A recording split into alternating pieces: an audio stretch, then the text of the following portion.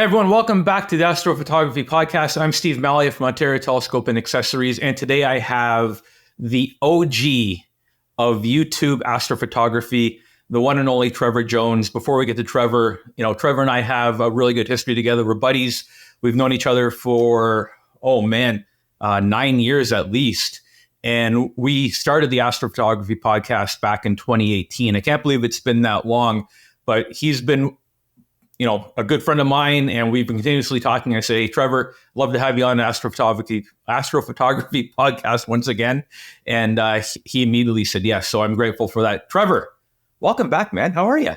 I'm doing good, man. Good to be on here. It was weird. That intro, I almost expected to hear you say, and with me as always, because that's the way you used to say it, but not as always. Now I'm a guest. We could pause and re-record it if you want. We did enough of that back in the day. We did a lot of re-recording. We were just actually talking about that, I guess, off camera, on how many times we would record the same podcast over and over again because it didn't record for whatever reason, software glitch, or I forgot to hit the button, and I told Trevor I hit the button, but I actually didn't hit the button. The truth comes out now, I guess. But how are you? I'm great, man. It's funny. We were so ahead of the game back then with the podcast back in 2017. Because now, podcasts have really blown up. I listen to them constantly. I have a bunch of my favorites. So I'm glad to see you, because I know there's been some hiatus on this one. So I'm glad to see it with a full head of steam again now. Yeah, thanks. No, you're right. When we started, I think we were the only astrophotography podcast or that type of podcast in existence. Yeah, there was astronomy ones, but nothing like amateur astrophotography. Yeah, that was specific to astrophotography. Yeah. Right. We talked about targets. We would talk about technique. We would talk about equipment, guiding. I remember. We did one specifically on PhD guiding, on how to set it up, which is completely obsolete now compared to what you can do with PhD and all the different settings, like the multi-star guiding and everything. I guess some of it's still relevant. But I remember doing that in my hotel room in Des Moines, Iowa at 6 a.m. in the morning because of the time zone difference. And I think I was actually late to the construction site that day, but I didn't really care. This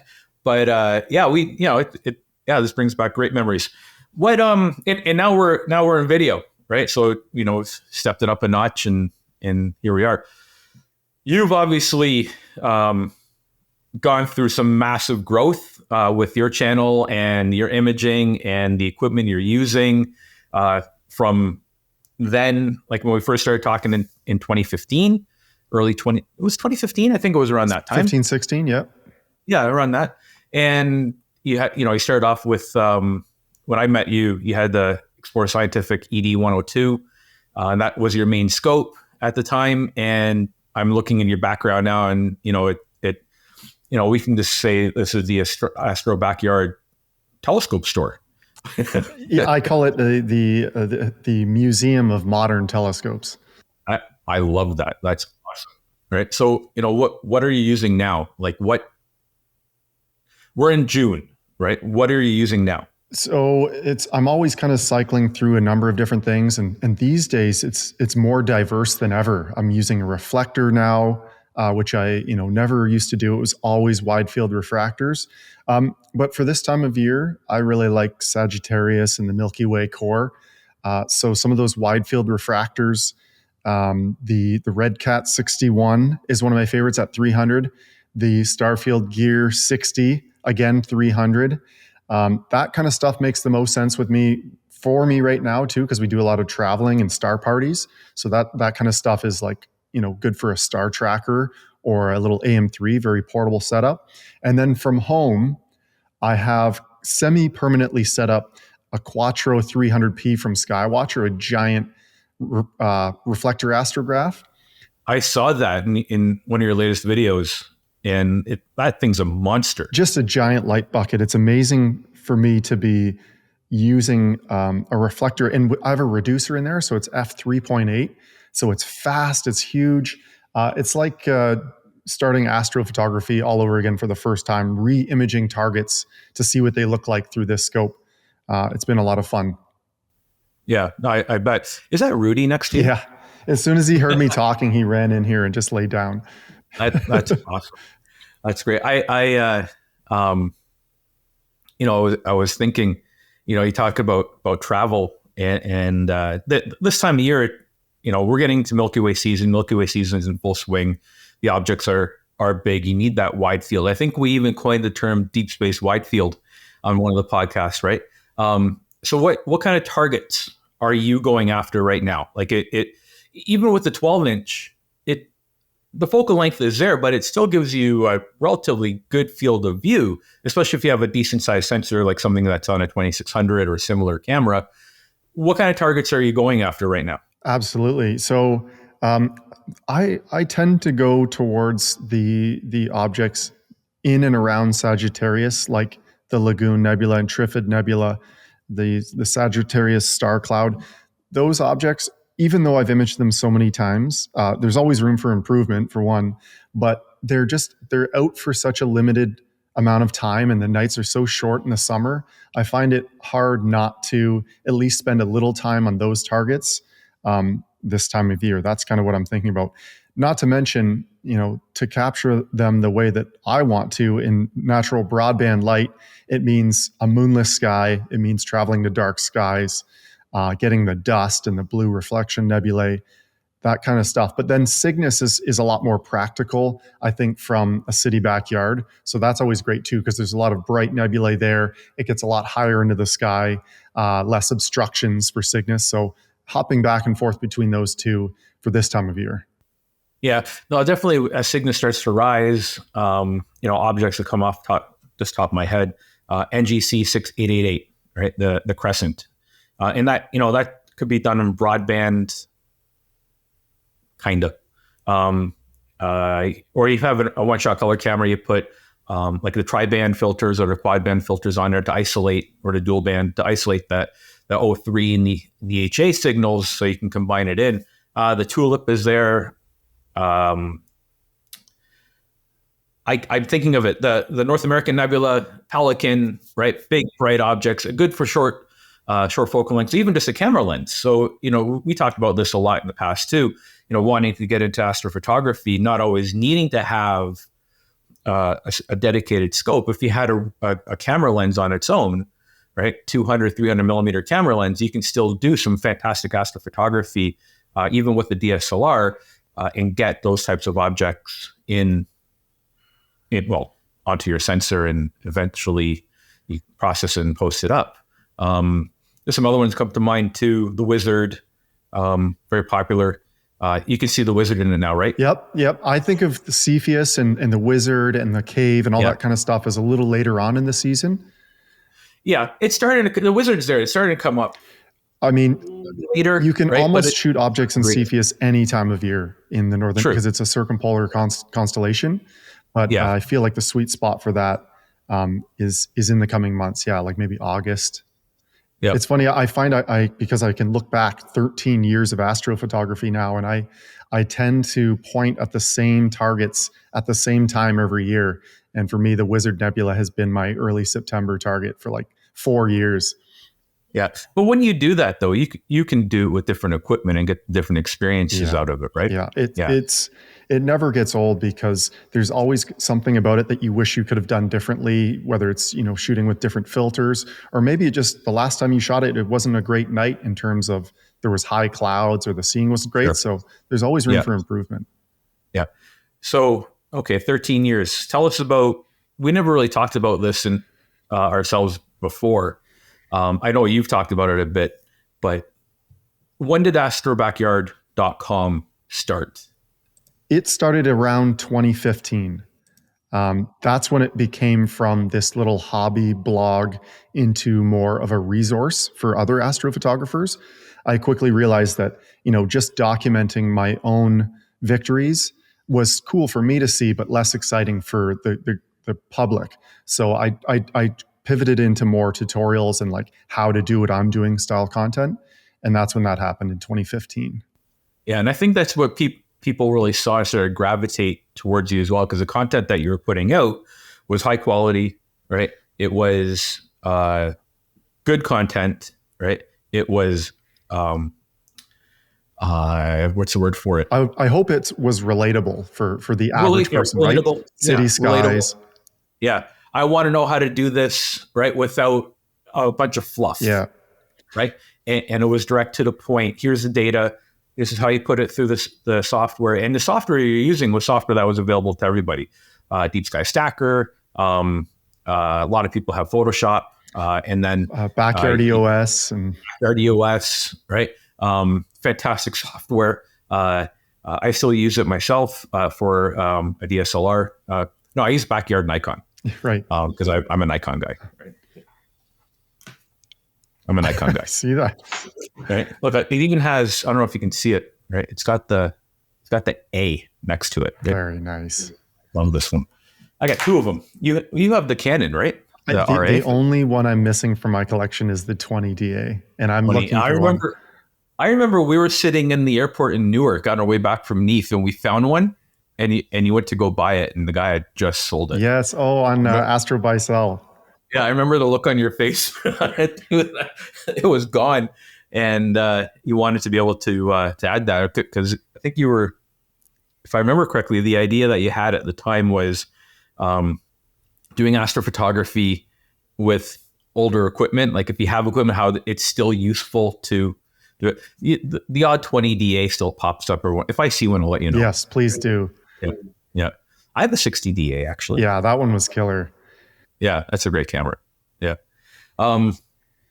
Okay, so you started Astro Backyard 9 years ago. Yeah. 9 years ago. Yeah.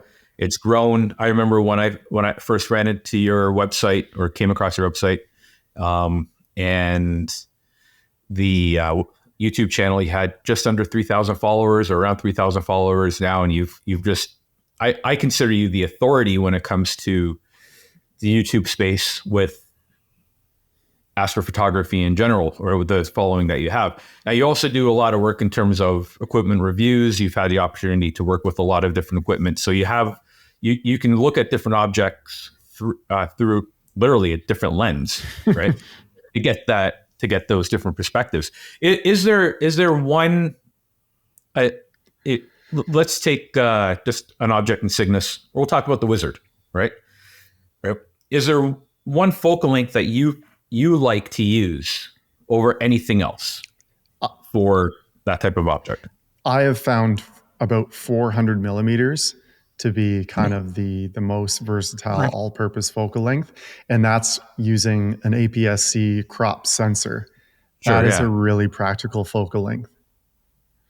With that, you're getting everything that you'd want, the object, everything around it. You're getting everything around it. You're getting most of the heavy hitter targets. You can capture the whole thing, like including Andromeda and Triangulum and some of the bigger stuff. But you're also in deep enough to see some detail, to see the pillars of creation in the Eagle Nebula. So I could have, if I only had one scope and I had to pick a focal length, I would say 400 millimeters. 400? Yeah. And that's nice too, because it's easily transportable, right? You could easily put it in the back of your car and drive around with it. It's easy to set up. With today's mounts, the harmonic mounts, you don't have to worry about the counterweight, just away you go. And that's been a complete game changer. I can't believe that strain wave mounts have only been around for about like 2 years, because it just feels like it's something that, I think of it when the AM5 really came out is when the floodgates opened up. So it's like a relatively short timeline, but now it's hard to imagine going back. Yeah, well, I can say even like as a retailer, the huge shift, right? Not too many people want a counterweight unless it's something that's going to be a permanent installation somewhere. They need that heavy payload capability, right? Because a strain wave mount that's going to be able to do 100 pounds, right? Like the one that comes to mind, like the Rainbow Astro RST 300, that's good for 120 pounds ish, right? Now with a counterweight, that's if it's on a tripod. If it's on a permanent pier, you can get away without a counterweight. But even then, no, that's a very expensive mount. So if you wanted to have that large payload, I can see that customers are still going with the counterweight. If you have a small scope though, and you don't have to carry around a counterweight, huge advantage to using a strain wave mount, right? And it's a funny thing is it's not a new technology. This is a technology that's been around for 50, 60 years.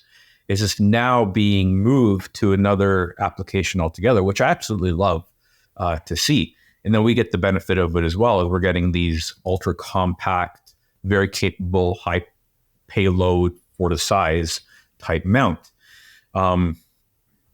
Total game changer. Yeah. Now I know you're traveling soon. The biggest trip of my life, going to Australia. Are you going to be taking equipment like that with you? Small stuff. Small stuff. The AM3 would be the biggest thing, and then wide field, because they get the Milky Way is high overhead and the galactic core. Yeah. So I want to do some nightscapes more so than deep sky stuff while I'm there. But to see the southern targets is just Do you have a list? Do you have a list of targets you want to do? No, not really. I'm gonna aim straight up at the galactic core and see what I get. But also, I want to capture the landscape and the just the different sky from there, rather than going too deep on a specific object. I remember I sat in a presentation and looking at some of the pictures somebody took from Australia, and this is night and day the types of objects they have compared to what we have to enjoy, I guess, for lack of a better term. But there's some amazing objects, like the Tarantula Nebula, right?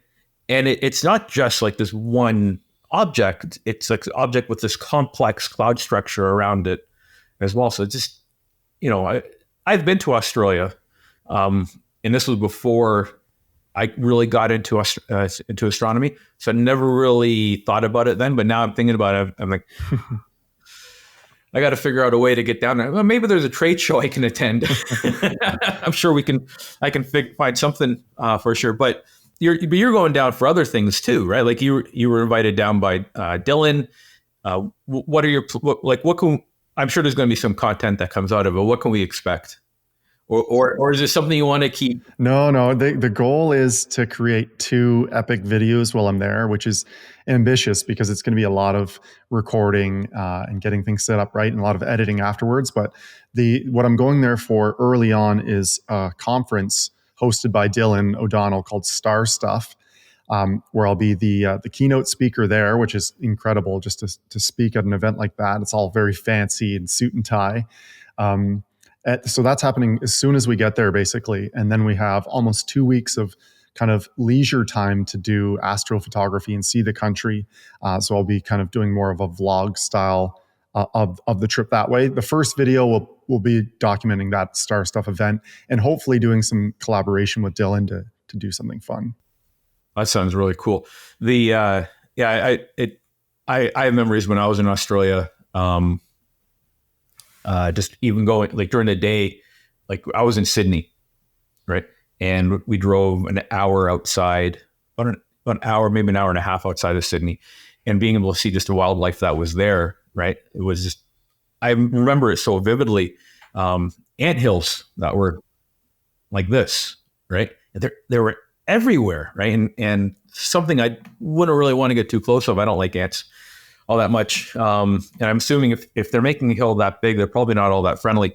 And then seeing the kangaroos in the wild. One thing that I experienced, I was driving, they let me drive, which was really weird because everything's on the other side, right?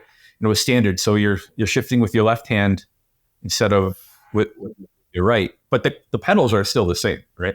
So it took a little while to get used to. And I'm driving and a kangaroo goes by.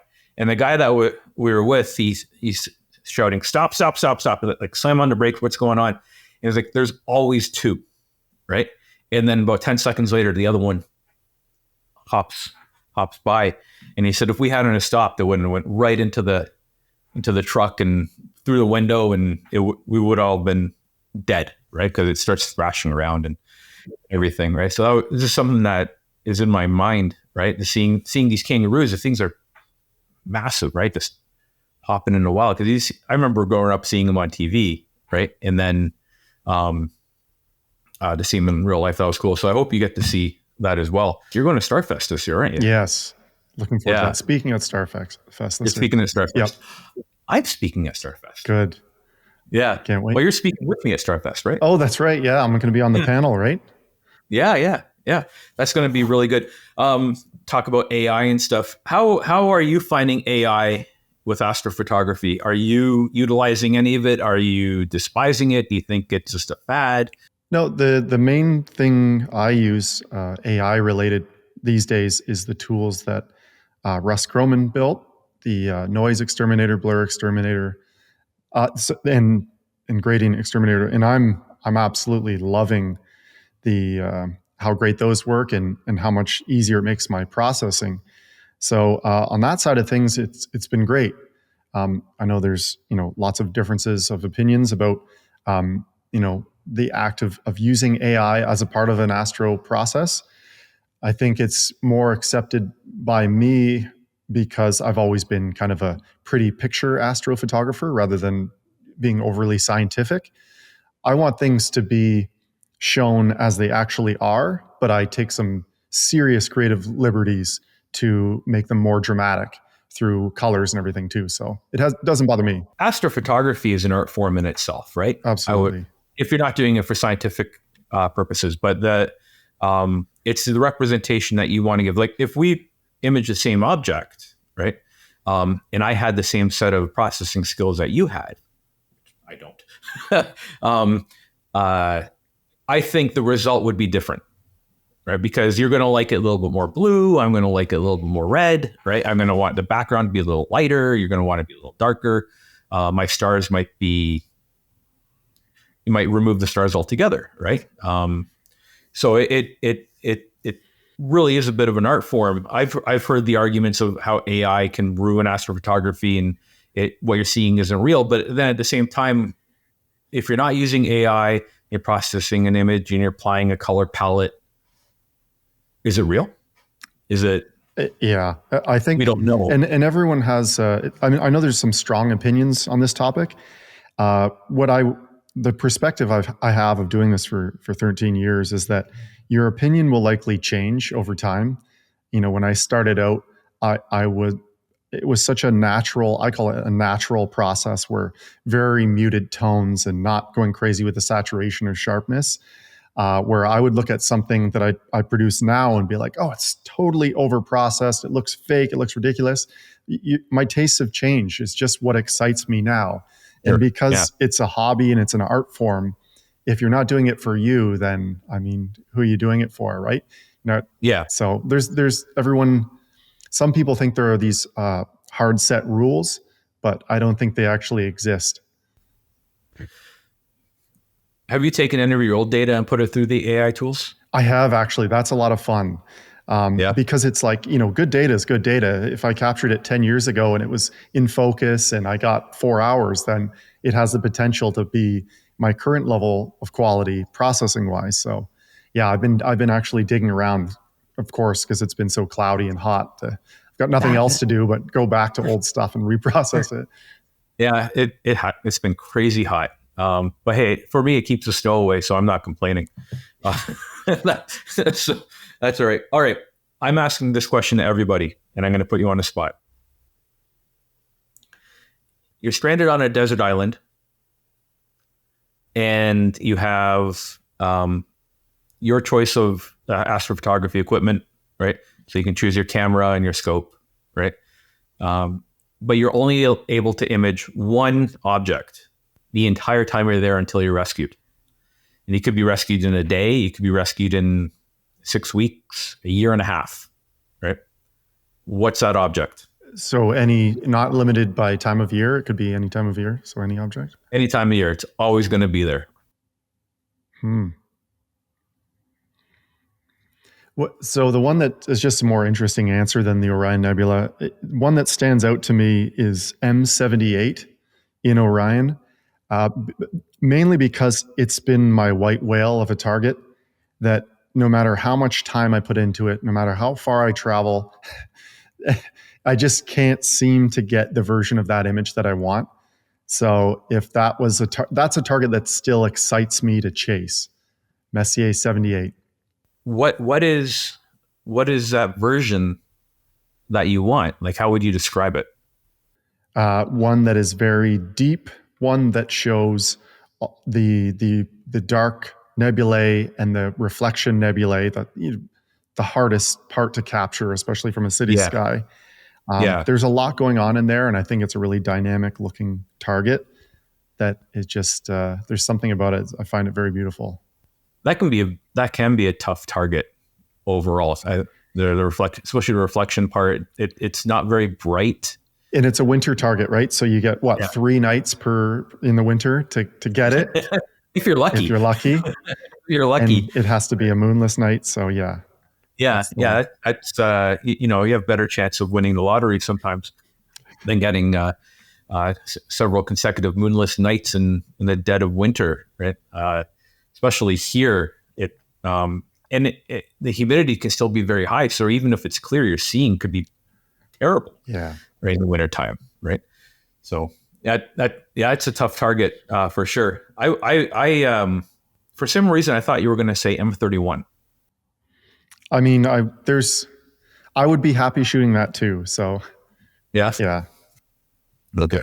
I mean, I'm spoiled for choices. Like, you really can't go wrong. There's a dozen targets where I would be like, you know what? I'm so glad I chose this.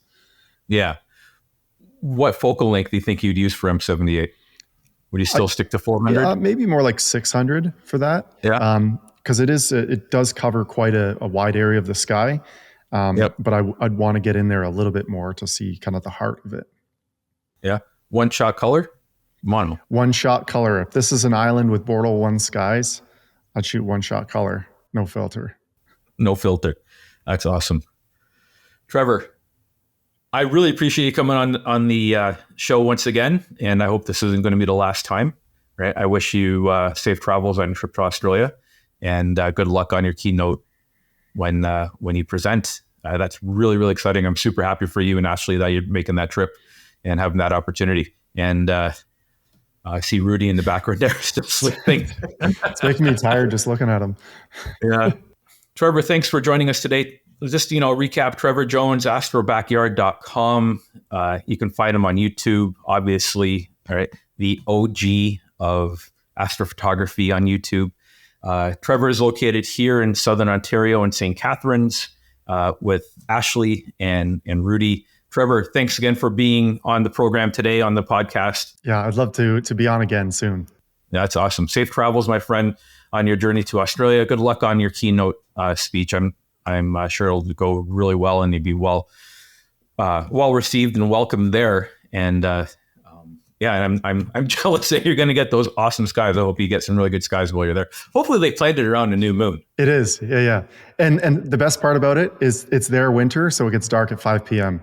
Long nights. Yeah. Even better. I know. I forgot about that part. Thanks for joining us today on the podcast. Don't forget to give us a like and subscribe so you can get to future podcasts and when they come out. And we'll talk to you next time. Clear skies. Clear skies, everybody.